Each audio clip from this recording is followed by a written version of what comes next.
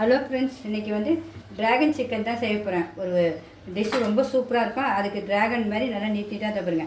கறியை கடையிலே அப்படியே வெட்டி வாங்கிட்டு வர சொல்லியிருக்கேன். எவ்வளோ சூப்பராக இருப்பாங்க. இதுக்கு என்னென்ன தேவையோ அதையும் சொல்கிறேன். செய்முறைக்கு அதுக்கு வதக்கிறதுக்கும் என்னென்ன பொருள்னு சொல்லிடுறேன். வதக்கும்போது ஒன்று ஒன்றா பார்க்கலாம். ரொம்ப சூப்பராக இருக்கும். அதுக்கு என்னென்ன தேவைன்னா இது நான் வந்து கோதுமை மாவு 2 ஸ்பூன் எடுத்திருக்கேன் 1/2 கிலோ சிக்கனுக்கு. நீங்கள் மைதா மாவு தான் ஆனால் எல்லோரும் போடுவாங்க. நான் மைதா மாவு வந்து நம்ம சேர்க்க மாட்டோம். நம்ம அதனால் வெறும் கோதுமை மாவு 2 ஸ்பூன்.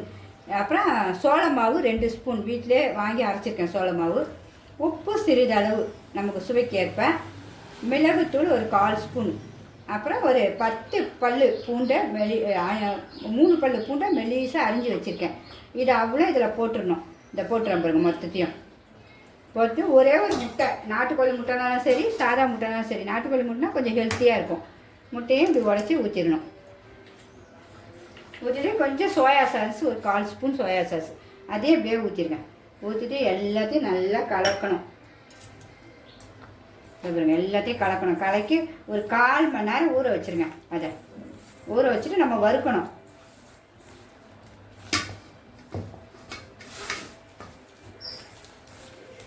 வேறு ஒன்றும் கிடையாது. இதில் நல்லா பரட்டிப்போம்.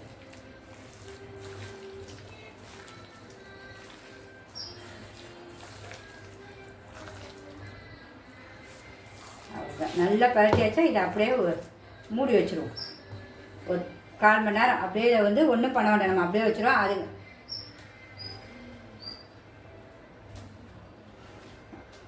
அப்புறம் இதை நம்ம வந்து இந்த சிக்கனை வறுத்து எடுத்துகிட்டு நமக்கு திருப்பி ஒரு மசாலா செய்வோம். அதுக்கு என்னென்னா ஒரு பெரிய வெங்காயம் எடுத்து வச்சுருக்கேன். நல்லா நீட்டு வாக்கில் இப்படி அழகாக அரிஞ்சு வச்சுக்கோங்க.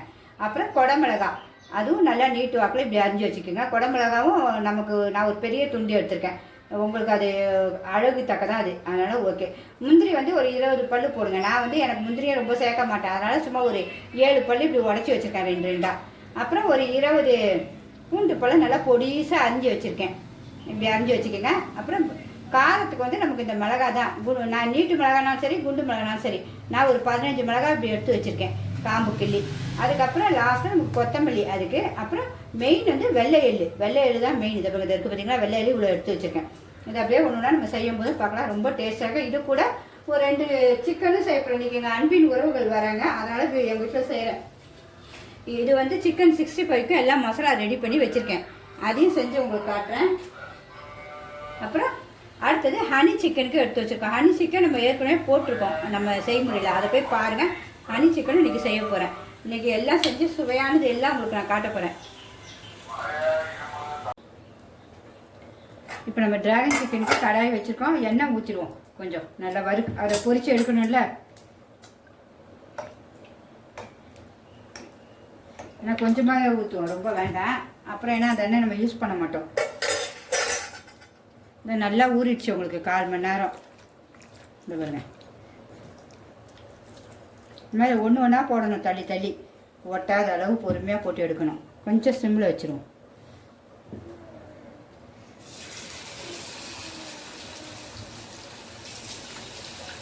நான் கொஞ்சம் கொஞ்சமாக தான் வறுக்க போகிறேன். அதுதான் சரி ஒரு 3-4 வறுத்து பொறுமையாக எடுத்துக்கலாம். 4 தான் போட்டிருக்கேன். நீங்கள் எண்ணெய் நிறையா விட்டா நிறையா வறுத்துக்கலாம். அவ்வளோதான். அது அப்படியே பொறுமையாக வேகட்டும். அப்பப்போ கிண்டி விட்டுக்கலாம். கொஞ்சம் வெந்துருச்சு. இன்னும் அடுத்த சைடு மாற்றி போடுவோம். இப்போ என்ன சூப்பராக வருது பாருங்கள். மாற்றி போடையா அவ்வளோ பொரிக்கும் போதே கிறிஸ்பியாக தெரியுது. அப்படியே மாற்றும் போது நல்லா ஊறணும். அடுத்த சைடு அதுமாதிரி நல்லா முருவலாக வரட்டும்.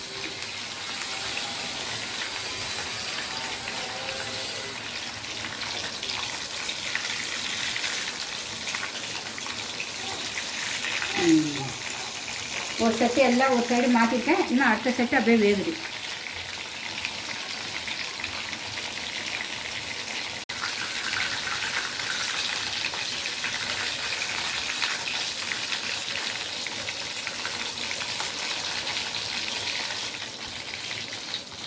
இப்போ நல்லா அழகாக பொரிஞ்சிச்சு பாருங்க. நல்லா பொரிச்சு சூப்பராக அந்த எண்ணெயெல்லாம் அடங்கிடுச்சு. கறியும் நல்லா அப்படியே அழகாக முருமுருன்னு வந்துடுச்சு பாருங்க. எடுத்துடணும் அப்படியே.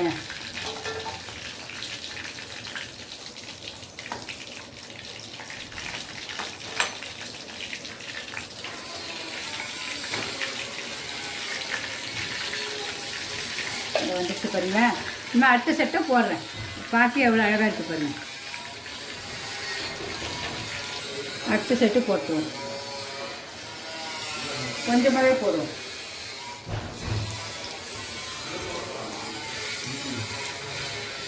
அவ்வளோதான். இன்னும் வேகட்டும். அதெல்லாம் வறுத்து எடுத்துப்போம். அதுக்குள்ளே அடுத்தது வந்து நம்ம இதெல்லாம் அரிஞ்சு வச்சுருக்கோம். இதெல்லாம் வதக்க போகிறோம் சொல்லியிருக்கோம் உங்களுக்கு. அதுக்கப்புறம் இந்த டேபிள் ஸ்பூனுக்கு எல்லாம் ஒரு அரை எடுத்திருக்கேன். என்னென்னா சோயா சாஸ் எடுத்திருக்கேன், டொமேட்டோ சாஸ் எடுத்திருக்கேன். உங்களுக்கு ரெண்டுத்தையும் ஒன்றா தான் ஊற்றி வச்சுருக்கேன். ஊற்றிட்டு அந்த ஒரு ஸ்பூன் சர்க்கரை, அந்த கிறிஸ்பியாக இருக்கிறதுக்காக சர்க்கரை ஒரு ஸ்பூன் லாஸ்ட்டில் நம்ம போடுவோம். அப்புறம் சில்லியை வந்து கொஞ்சம் அரைச்சி வச்சுருக்கேன். ஏன்னா சில்லி சாஸ் என்கிட்ட கிடையாது. அரைச்சி அதை தண்ணியாக எடுத்து வச்சுருக்கேன். அதுதான் இந்த காரம். இது மொத்தத்துக்குமே இந்த நமக்கு கறிக்கு காரம் இந்த ரெண்டும் தான். இன்னும் செய்யும்போது ஒன்றுனா பார்ப்போம். எல்லாமே நம்ம பொரிச்சு எடுத்தாச்சு மொத்தத்தையும். இதான் லாஸ்ட் இது மெயினாக பொரிச்சு எடுத்து இதில் ஒரு 100 எண்ணெய் இருக்குது. இன்னும் ஒரு 100 எண்ணெயை நம்ம ஊற்றிடுவோம். ஊற்றிட்டு நம்ம செஞ்சுடுவோம். எண்ணெய் ஒரு 150 எண்ணெய் ஊற்றிருக்கேன் நான். இதுக்கு தேவையானது எல்லாம் கொஞ்சம் ஸ்லோவில் தான் வைக்கணும்.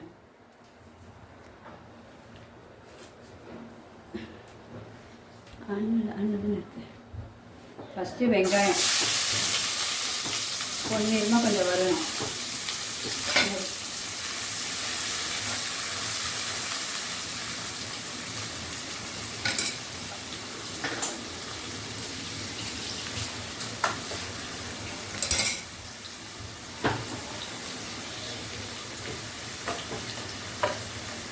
கொஞ்சம் நல்லா பொன்னிறமாக வரட்டும்.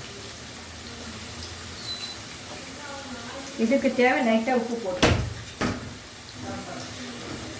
ஏன்னா ரொம்ப போட வேண்டாம். அதில் நமக்கு உப்பு லைட்டாக இருக்குது. அவ்வளோதான்.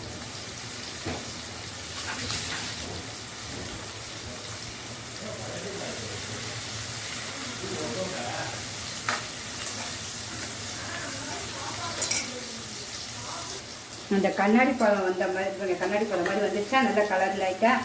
அப்போ இந்த பூண்டியும் போட்டுருவோம். பூண்டு, முந்திரி எல்லாத்தையும் போட்டு ஒரு கிண்டு நல்லா. எல்லாமே ஸ்லோவில் தான் இருக்கணும் உங்களுக்கு. ரொம்ப வேகக்கூடாது, சும்மா லைட்டாக.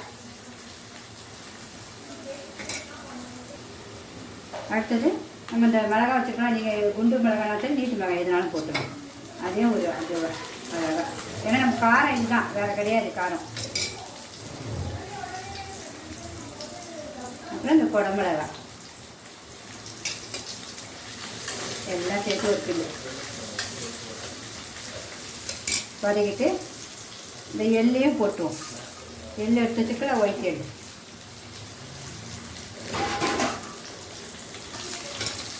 அடுத்தது நம்ம இந்த சில்லி அரைச்சி வச்சு தண்ணி எடுத்துக்கலாம். அது அப்புறம் சோயா சாஸும் டொமேட்டோ சாஸும் சும்மா அரை ஸ்பூன் தான். எல்லாம் உங்களுக்கு சொல்லியிருக்கல.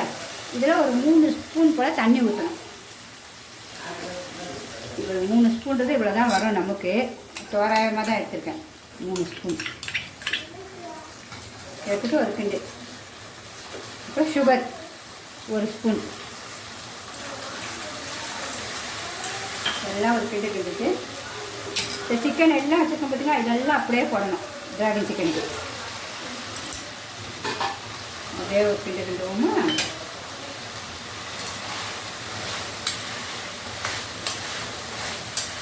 சூப்பரான டிராகன் சிக்கன் ரெடி.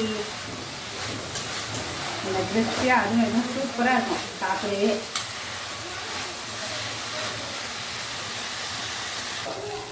சுவையான டிராகன் சிக்கன் முடிஞ்சு போச்சு. லாஸ்ட்டில் நம்ம கொத்தமல்லியை தூவி நல்லா அளவாக இறக்கிட வேண்டியதான். வெங்காயத்தால் வேணாலும் போடுங்க யாரும். நான் வெங்காயத்தால் போடல, கொத்தமல்லி தான் போட்டிருக்கேன். அழகாக அந்த பாருங்க. இனிமேல் அப்படியே அழகாக ஒரு பவுலில் சேவ் பண்ணுங்கள். ரொம்ப சூப்பராக எல்லாம் ஒரு செகண்டில் அந்த தட்டி காலியாகும். சூப்பரான டிஷ். பிடிச்சிருந்தா கண்டிப்பாக லைக் பண்ணுங்கள், ஷேர் பண்ணுங்கள், சப்ஸ்கிரிப்ஷன் பண்ணுங்கள். ஓகே ஃப்ரெண்ட்ஸ், பாய்.